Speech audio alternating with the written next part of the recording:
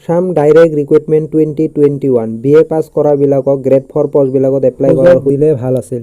নমস্কাৰ বন্ধু বান্ধৱীসকল, যি আসাম ডাইৰেক্ট ৰিক্ৰুইটমেণ্টৰ আণ্ডাৰত যি গ্ৰেড 3 আৰু গ্ৰেড 4 পদ মুকলি কৰি দিছে, এই পদবিলাক মুকলি কৰি দিয়াৰ বাবে আমি খুবেই সন্তুষ্টি পাইছোঁ। কিন্তু এই পদবিলাকত যি কোৱালিফিকেশ্যন বিচৰা হৈছে গ্ৰেড 3 আৰু BA পাছ আৰু গ্ৰেড 4 পদবিলাকৰ বাবে 8 পাছ 10 পাছ আৰু হাই ছেকেণ্ডাৰী পাছ বিচৰা হৈছে। মেইন কথালৈ আহোঁ, গ্ৰেড 4 পদবিলাকত যি কোৱালিফিকেশ্যন 8 পাছ 10 পাছ আৰু HS পাছ বিচৰা হৈছে। কিন্তু এটা কথা মন কৰিবা বন্ধু বান্ধৱীসকল, 8 পাছ 10 পাছ আৰু HS পাছ কৰাবিলাকক যদি গ্ৰেড 3 পদবিলাকত এপ্লাই কৰিব দিলে, এপ্লাই কৰাৰ কোৱালিফিকেশ্যন নাই বাবে এপ্লাই কৰিব নোৱাৰিব। কাৰণ গ্ৰেড 3 পদবিলাকত BA পাছ বিচৰা হৈছে। BA পাছ যোগ্য হয় এই পদবিলাকত এপ্লাই কৰাৰ। কিন্তু BA পাছ যিসকলে কৰিছে সেইসকল বন্ধু বান্ধৱীসকলৰ কোৱালিফিকেশ্যন থকাৰ পিছতো গ্ৰেড 4 পদবিলাকত এপ্লাই কৰাৰ সুযোগ দিয়া নহ'ল। কাৰণ কিয় দিয়া নহ'ল এপ্লাই কৰাৰ সুযোগ? 8 পাছৰ গ্ৰেড 4 এক্সামত BA পাছ কৰাবিলাকক এক্সাম দিয়াৰ সুযোগ পালে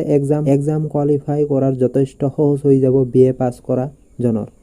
সেইবাবে BA পাছ কৰাবিলাকক আৰু 8 পাছ আৰু 10 পাছ কৰাবিলাকক ছেপাৰেট কৰি দিলে। কিন্তু BA পাছ কৰা বহুতো বন্ধু বান্ধৱীসকলৰ বহুতৰে মনত বহুতো দুখ লাগিছে। মোৰো মনত বহুতো দুখ লাগিছে। কাৰণ কোৱালিফিকেশ্যন থকাৰ পিছতো এপ্লাই কৰিব নোৱাৰিলে মনত বহুত দুখ লাগে। ভাবিছিলোঁ ময়ো গ্ৰেড 4 পদবিলাকত এপ্লাই কৰিম, কিন্তু সুযোগ নাপালোঁ।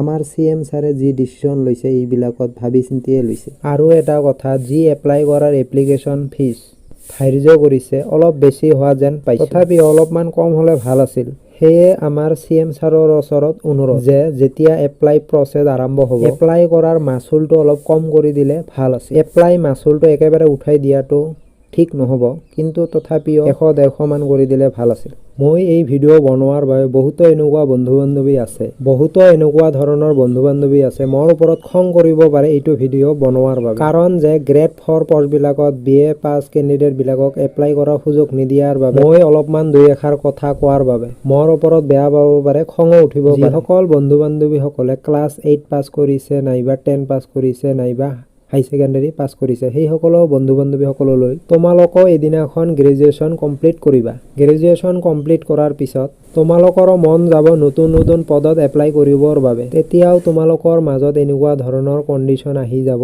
যে BA BSc Bcom পাছ কৰাবিলাকক গ্ৰেড 4 পষ্টবিলাকত এপ্লাই কৰিব নোৱাৰিব। বৰ্তমান BA পাছ কৰাবিলাকৰ মাজত এইটো কণ্ডিশ্যন সৃষ্টি হৈছে। বহুতো বন্ধু বান্ধৱীয়ে BA পাছ কৰা বন্ধু বান্ধৱীসকলে ভাবিছিল যে অকল BA পাছ কৰাবিলাকে ভবা নাই, 8 পাছ 10 পাছ হাই ছেকেণ্ডাৰী পাছবিলাকো ভাবিছিল। অসম চৰকাৰে 1 লাখ নিযুক্তি দিবলৈ গৈ আছে। BA পাছবিলাকো ভাবিছিল যে গ্ৰেড 4 আৰু গ্ৰেড 3 পদবিলাকত এপ্লাই কৰিম। এইটো ভাবিব, এইটো ভবাৰ অধিকাৰ আছে, যিহেতু কোৱালিফিকেশ্যন আছে। দুটা বিভাগত এপ্লাই কৰিব বুলি ভাবিছিল। যেতিয়া এপ্লাই আৰম্ভ হ'ব তেতিয়া আমাৰ CM ছাৰে কি জানিবা গ্ৰেড 4 পদবিলাকত BA পাছ সকললৈ এপ্লাই কৰাৰ সুবিধা দিবও পাৰে। আজিৰ বাবে এইখিনিয়ে তোমালোকৰ বাবে ভিডিঅ' বনাম। ভিডিঅ'টো যদি চাই ভাল লাগে please like, comment, subscribe, share কৰিব নাপাহৰিব। ধন্যবাদ।